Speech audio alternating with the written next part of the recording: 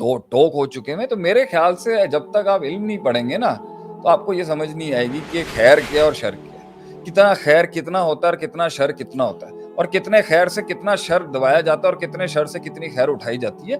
یہ سب علمی بحثیں ہیں. پرائرٹیز کیا ہیں, کیا کمپٹنس پرائرٹی ہے یا آنیسٹی پرائرٹی ہے, قابلیت پرائرٹی ہے, ایمانداری پرائرٹی ہے.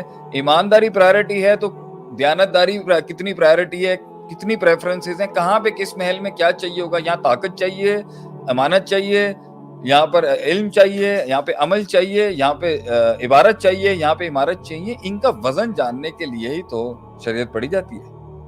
اور جس کو یہ وزن ہی نہیں پتا ہوگا تو وہ تو پھر فَأَمَّا زَبَدْ فَيَذْهَبُ جُفَاءً, جھاگ ہے, جھاگ کو پانی اٹھا کے کبھی وہاں پھینک دیتا ہے کبھی وہاں پھینک دیتا ہے, اس کے کوئی اصول تو ہوتے نہیں ہیں کھڑے ہونے کے.